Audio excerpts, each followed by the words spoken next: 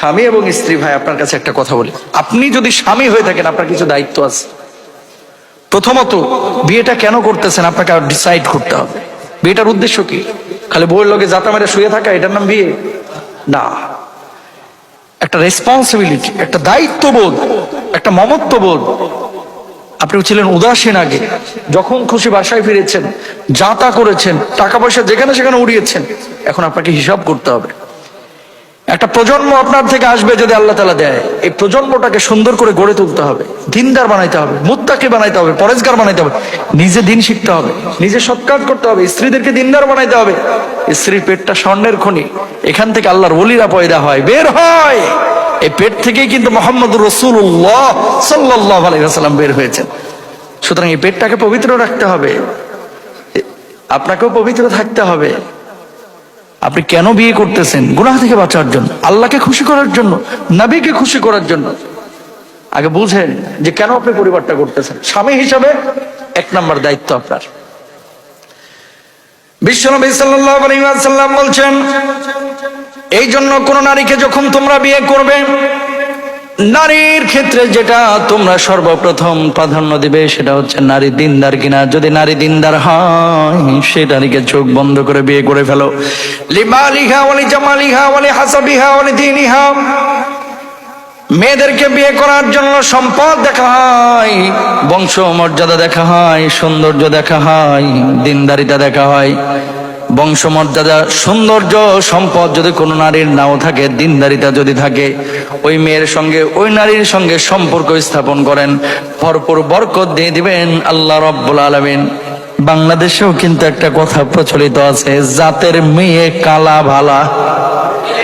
জাতের মেয়ে কালো ভালো।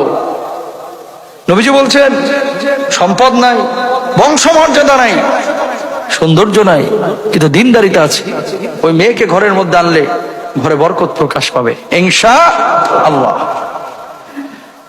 স্বামী হিসাবে আপনার দ্বিতীয় দায়িত্ব হচ্ছে, স্ত্রীকে যখন স্ত্রী হিসাবে গ্রহণ করলেন, মুখ দিয়ে মনের ভালোবাসাটা প্রকাশ করেন।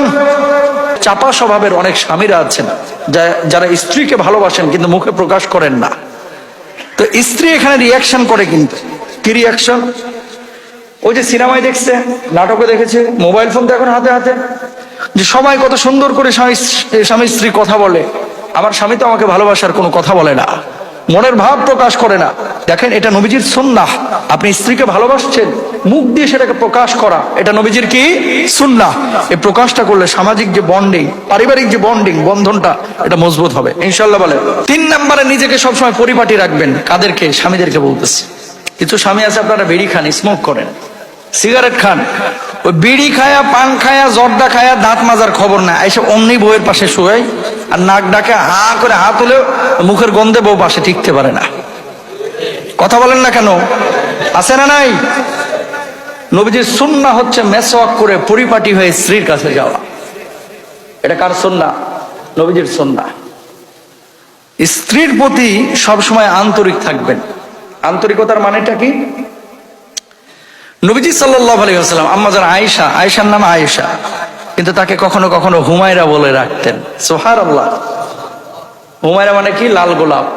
তা আপনি আপনার বউকে যদি লাল টুকটুকি, লাল গোলাপ এইভাবে ডাকেন, সম্বোধন করেন, নবীজি যেমন আয়েশাকে ডেকেছেন, তাহলে নবীজির সুন্নাহ পালন হবে। সুবহানাল্লাহ। দেখেন, যেখানে আয়েশা মুখ লাগিয়ে পানি পান করতেন, বিশ্ব নবী সেই জায়গাটায় মুখ লাগিয়ে পানি পান করেছে। আল্লাহু আকবার। স্ত্রীর সঙ্গে উত্তম আচরণ করবেন, খারাপ আচরণ করেন না ভাই। দারোগাগিরি ওই থানায় করেন, বাড়িতে না। বাড়ি দারোগাগিরি করার জায়গা না। আপনি প্রেসিডেন্ট হইতে পারেন, রাষ্ট্রপতি হইতে পারেন, প্রধানমন্ত্রী হইতে পারেন, মন্ত্রী হইতে পারেন, এমপি হইতে পারেন, চেয়ারম্যান হইতে পারেন, খতিব হইতে পারেন, বক্তা হতে পারেন, হুজুর হইতে পারেন, মাদ্রাসা শিক্ষক হইতে পারেন। বউয়ের কাছে আপনি সেরেফ স্বামী। বউয়ের কাছে আপনি কি? স্বামী। গিরি, অমুক গিরি, তমুক গিরি, ওগুলো অফিসে, এগুলো বাড়িতে না। বাড়িতে গিরি করবেন না। আমার নবী যদি বাইরে যে সম্মান ইজ্জত আল্লাহ তাআলা তারা দিয়েছেন রহমাতুল্লিল আলামিনকে, সেই সম্মান ইজ্জত যদি বউর সামনে এসে এরকম ভাব টাব নিয়ে থাকতেন, আমি তো নবী, তোর সাথে কি আমার যায়? ফেরাউন যেমন বউয়ের লাগে আচরণ করতো, নাউজুবিল্লাহ, দাসীবাদীর মতো আচরণ করেছে। এটা কাফেরদের বৈশিষ্ট্য, এটা মুমিনদের বৈশিষ্ট্য হতে পারে না। স্ত্রীদেরকে ভালোবাসবেন, ভালোবাসার কথা বলবেন। একে অপরকে সহযোগিতা করবেন। অনেক পুরুষরা আছে বউদেরকে বাড়িতে সহযোগিতা করতে চায় না, কেন? আর বউরে নিয়ে আইছি, হেই পেঁয়াজ কুটবো, এই মাছ কাটবে, এই গোশত রান্না করবে। আমি পুরুষ মানুষ, বউকে এই কাজে হেল্প করে কি আমি কাপুরুষ হমু? অনেক পুরুষ মনে করে এটা কাপুরুষতা। এটা কাপুরুষতা না, বরং এটাই সুন্নাহ। সুবহানাল্লাহ। আপনি প্রতিদিন বাইরে কাজ করতেছেন, জুমাবারে তো আপনার অফিস ছুটি। স্ত্রী যখন রান্না করতেছে, আপনি তো তখন মোবাইল নিয়ে ব্যস্ত থাকেন। কথা বুঝেন নাই? কিরে জামাল, 4টার দিকে কই আসোস দোস্ত? কয় দোস্ত ফ্যান্টাসির সামনে আসিস, আজকে আড্ডা হইব। বউ দিকে খাটতে খাটতে শেষ, আর আপনি জামালের সাথে আড্ডাবাজি করতে যাচ্ছেন। কেন? একদিন বউর একটু হেল্প করা যায় না? আরে নামাজের আগে সুন্নাত পড়া যেমন সুন্নাত, তাহাজ্জুদ পড়া যেমন সুন্নাত, তারাবি পড়া যেমন সুন্নাত, স্ত্রীদেরকে কাজে সহযোগিতা করে এটাও সুন্নাত। সুবহানাল্লাহ। তো এই সুন্নাত গুলো মানবেন কবে? হুজুর ইত্যা মানার দরকার নাই, জান্নাতের সার্টিফিকেট পকেটে রেডি আছে। এগুলো মানতে হবে ইনশাআল্লাহ। আপনাদেরকে একটা কথা বলি ভাই, সন্তানকে যদি গড়ে তুলতে চান, স্ত্রীদেরকে যদি লাইনে রাখতে চান, অবশ্যই অবসর সময়টাকে পরিবারের সঙ্গে কাটান।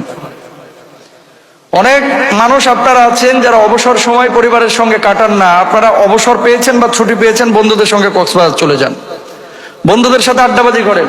অফিস ছুটি হয়েছে বিকেল 4টা 8টা পর্যন্ত বসে বসে বন্ধুদের সাথে আড্ডাবাজি করে। আছেন এরকম? এটা করবেন না। সুসন্তান যদি পান, মনে রাখবেন এই ঢাকা সিটির ভিতরে এখন কিন্তু আগেকার ওই পরিবেশ নাই যে আপনি বাড়িতে না আসলে আপনার পোলাপান কি করে। আগে তো পড়াশোনা করতো, আর এখন ঠিক মতো পড়ে না। এখন ঠিক মতো আপনার বউ কিন্তু বাচ্চাকে সময় দেয় না, কারণ এই মোবাইল মোবারক হাতে আসে না নাই। সবাই কিন্তু এখন মোবাইলে বেশি সময় দেয়। সন্তানকে সময় দিলে 3 ঘন্টা, মোবাইলকে দেয় 6 ঘন্টা। সন্তানকে সময় যদি দেয় 4 ঘন্টা, মোবাইলকে সময় দেয় হচ্ছে 5 ঘন্টা 6 ঘন্টা, কারণ মোবাইল হচ্ছে এখন দ্বিতীয় সন্তান। কথা বুঝেন নাই? খালি একটা দিন বউয়ের মোবাইলটা কাটিয়ে রাখেন, বা বউ যদি জামাইয়ের মোবাইল কাটিয়ে রাখে, দেখবেন পাগলের মতো হয়ে গেছে। কি যেন আমার নাই, যেন বাচ্চা মরে গেছে। কি মরে গেছে? বাচ্চা মরে গেছে। এরকম কথাও শোনা যায় যে হুজুর ও যদি মোবাইল না দেয় ওর সাথে আমি সংসারই করবো না, ওর সাথে সংসারই করবো না, আজকেই তালাক দিয়ে যাবো। আছে না সমাজের মধ্যে? নাউজুবিল্লাহ বলেন। ভাই পরিবারকে সময় দেন ইনশাল্লাহ বলেন। সঙ্গিনীর সঙ্গে পরামর্শ করা সমস্ত কাজ। ধরেন এক জায়গায় ফ্ল্যাট কিনবেন, এক জায়গায় বাড়ি কিনবেন, একটা ড্রেস কিনবেন বউয়ের জন্য, ছেলের জন্য একটা সাইকেল কিনবেন বা হুন্ডা কিনবেন বা বাইক কিনবেন। আপনার দায়িত্ব, সুন্নাহ কি জানেন? বউয়ের সঙ্গে পরামর্শ করা। আলহামদুলিল্লাহ কর। কিন্তু আমাদের স্বামীরা বউদেরকে মানুষই মনে করে না ভাই, বিশ্বাস করে।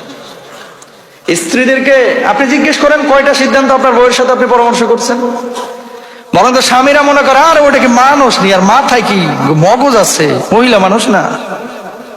এই আম্মা জান আয়েশাকে আল্লাহ তাআলা এত বুদ্ধি দিয়েছিলেন, যার কারণে আজকে হাজার হাজার হাদিস এবং ফিকহি সলিউশন আলেমরা আম্মা জান আয়েশার হাদিস থেকে আজকে বের করে। সুবহানাল্লাহ।